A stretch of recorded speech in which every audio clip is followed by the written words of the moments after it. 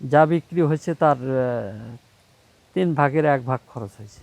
আমি মোহাম্মদ রেজাউল করিম এলিস নাম। এখানে 9 শতক জমির উপরে আমার এক বন্ধু মানে ওনার আছে, তো উনি আমাকে এটা দিয়েছে আইডিয়াটা। পদ্ধতিটা হচ্ছে এখানে হচ্ছে যে প্রথমে আগে লাইন সই করে এই 3 হাত পর পর সারি করা লাগে। 3 হাত না, তো এখানে 4 হাতই হয়েছে। 4 হাত পর সারি করে ওই দিক দিয়ে একদম ঘরে যেভাবে ভিত পুঁতে সেভাবে 2 ফিট প্রস্থ করে আর আরও 2 ফিট করছি নিচের দিকে ডিপ করে, ওখানে পাউশ, তারপরে হচ্ছে যে আরও জৈব খাবার টাবার দিয়ে মাটি দিয়ে ভরে দিয়ে তারপরে গাছ লাগানো। তারপরে আবার সুতে দিয়ে সোজা করে বাঁধে দিয়ে বাঁশ দিয়ে করা হয়েছে, সোজা করে টানিয়ে সোজা করা হয়েছে, সোজা করে লাইন সই করা হয়েছে। 1 হাত পর পর এটাকে চারা লাগানো হয়েছে, 1 হাত পর পর লাগানো হয়েছে চারা। এখানে 380টা চারা আছে টোটালে, 7টা লাইন। এটা 4 বছর আগে, এবার 4 নম্বরে ফল দিচ্ছে। 4বার তুলতেছে, 3বার তুলছি। আমার এখানে হচ্ছে যে 6 মাস পর পর মানে নভেম্বর শেষ পর্যন্ত, ডিসেম্বরের প্রথম সপ্তাহ পর্যন্ত ফল দেয়। এদিকে হচ্ছে যে জুনের থেকে শুরু হয়, জুন থেকে শুরু, মানে মেতে ফুল আসে।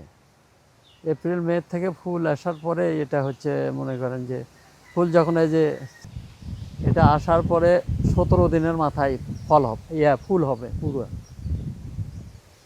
এটা ফোটার পরে 17 দিনের মাথায় ফুল হয়। তারপরে ফুল হচ্ছে যে পরাগায়ন করা লাগে। এটা এই যে আছে এখানে, ওই যে ওখানেও আছে, এই যে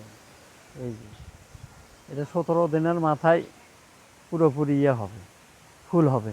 তারপর ওই দিন আবার পরাগায়ন করা লাগে। এটা এখানে করি, অন্য অন্য বড়ো বাগানে পরাগায়ন করা লাগে না। তাদের সিস্টেমটা আলাদা, মানে নিচের দিকে হালে থাকে, তো এই ইয়েটা নিচের দিকে ডাবে যায়, আর ফলের ওই পরাগ রেণু যেটা সেটা এমনি স্ত্রী কেশরের ওপর পড়ে যায়। আর আমারটা অনেক সময় খাড়া থাকে, সেজন্যই ওই পুংকেশরগুলো স্ত্রী রেণুর উপর দেওয়া লাগে, দিলে তারপরে ওটা হচ্ছে পরাগায়ন হয়ে গেল, হলে তারপর ফলগুলো বড় হয়। আর এমনি রাখলেও ফলগুলো তেমন একটা বড় হয়। ফুল ফোটার পরে 30 দিনের মাথায়, মোটে 47-48 দিন, 50 দিনের মধ্যেই ফল হয়। এটার বয়স সর্বোচ্চ 50 দিন। আমি কোনো প্রকার কীটনাশকও দিইনি এবার। পরিচর্যা মানে ওই যে তেমন করা হয়নি এবার। আমি আবার অন্যদিকে ব্যস্ত ছিলাম, 2বার নিড়ানি দিছি এই পর্যন্তই। আর এই যে বাঁশটা একটু বদলে দিছি, বাড়তি তেমন কোনো খরচ নাই, এই বাঁশটা বদলে দিছি এই পর্যন্তই। কিছু যেখানে যেখানে একটু পুরাতন হয়েছে সেই, তেমন না। আর প্রথম বছরে আমি এখান থেকে 50,000 বিক্রি করেছিলাম, না 60,000 বিক্রি করেছিলাম প্রথম বছর 6 মাসে। আর দ্বিতীয় বছরে আরও একটু বেশি, 70-80 হাজার টাকার মতো। গত বছরে 1 লাখের উপর বিক্রি। হ্যাঁ, লাভজনকই, আমার মতে লাভজনকই, কিন্তু আরও বেশি হলে বেশি প্রফিট হতো। কিন্তু অত জায়গাতে আমার লাগানোর মতো নাই, অত অ্যাবিলিটি নাই। মানে মেডিসিন দেইনি বছর, আমি দেইনি। একটু যে পিঁপড়া মারা হচ্ছে ডাস্টবান স্প্রে করে দিছি অনেক দিন আগে, তাও 3 মাস আগে। অসুবিধা মানে তাপমাত্রা বাড়লে, তাপমাত্রা খুব বেশি হইলে ওই যে ফুলগুলো হয়ে যায়, এগুলো ঝরে যায়, লাল হয়ে যায় আর পচে যায়। আর অনেক সময় যে ফুলগুলো এই যে হয়ে গেছে দেখাচ্ছি, সেটা তাপমাত্রার কারণে। আর আকাশটা যদি মেঘলা বা বৃষ্টি হয় ঘন ঘন, তাহলে ফলটা খুব ভালো হয়। এই যে একটা দেখেন হচ্ছে, এটাও না, এটা ঠিক আছে। তাপমাত্রা, অতিরিক্ত তাপমাত্রা ফুলগুলো নষ্ট হয়, এছাড়া কিছু না। আর একটু হালকা মশারির ওষুধ দিলে কাজ হয় না, এখন বলে কোনো কাজই হয় না, মিশছেই খালি টেকালে। এটা হরমোন ইঞ্জেকশন আমি কোনো দিন দিইনি, তবে আমি শুনছি যে দেয় টনিক, ভারতের নাকি একটা টনিক আছে, এটা এই 1/2 পাউন্ড না 1 পাউন্ড বোধহয় 3,000 টাকা লাগে।